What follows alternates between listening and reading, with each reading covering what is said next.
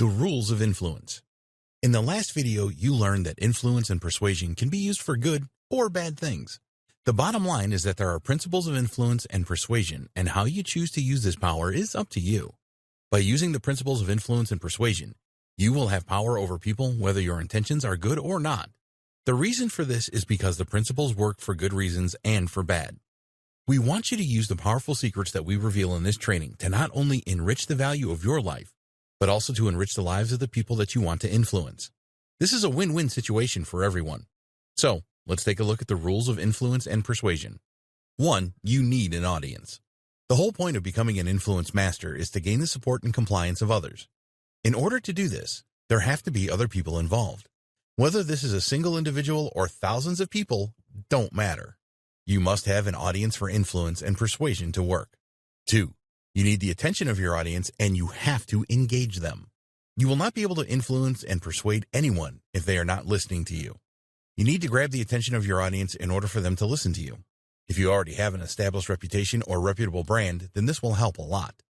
Other people will know who you are and what you are about with a good reputation. They know this before they even begin to listen to what you have to say. Being an expert in your field really helps. If you are not at that stage yet, then you will have to work hard to get the attention of people that don't know you. This is certainly possible. If you are in a one-on-one situation, then you need to observe them carefully. What are they wearing? If you are in their home or office, what stands out as interesting? You can then talk about these things and align your message to them. To get the attention of a lot of people, your message needs to resonate with something they are having a problem with in their personal or business life. Promise them that you have the answers to their problems.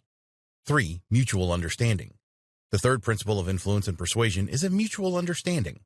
Both parties need to understand each other. You need to understand what your audience wants, and they need to understand your message. There are many ways that you can present a message. Even if you knew how people could go out and find $1 million today, if you present this wrong, then nobody will believe you, and the impact of your message will be extremely weak. All of the above rules of influence and persuasion play into each other. In order for people to understand your message, you have to present it in a way that they will understand. You can only know the best way to present your message by knowing about your audience first. The key to effective influence and persuasion is about knowing how your audience sees the world and presenting your message in a way that is congruent with their perceived view. How you see the world is not important at all. If everyone perceived the world in the same way, then you would have no need for influence and persuasion. Everyone would live in harmony and make the same decisions as each other. Of course, this is never going to be the case, as human beings have unique characteristics that define them as unique individuals. Adaptive influence and persuasion. Before we get on the next principle of influence, it is worth mentioning adaptive influence and persuasion. This is where the real power of influence and persuasion come in. Everyone is different with different morals, values, and beliefs. This means that we all see the world in a different way. So as a master influencer, you need to adapt to how others are seeing things. It is easier to use adaptive persuasion in one-to-one sales meetings. You read your prospect and then adapt your approach to make them compliant. Adaptive persuasion works with larger audiences too, but you need to accept that you will not convince everyone. The alternative to adaptive persuasion is non-adaptive. Here you use the same message with everyone. Think about copywriting as an example. The same message is used on a sales page for a product online. This is a numbers game. If the copy influences most people, then that is the best that you can hope for. 4. Know the game. The fourth and final principle of influence and persuasion is knowing the game.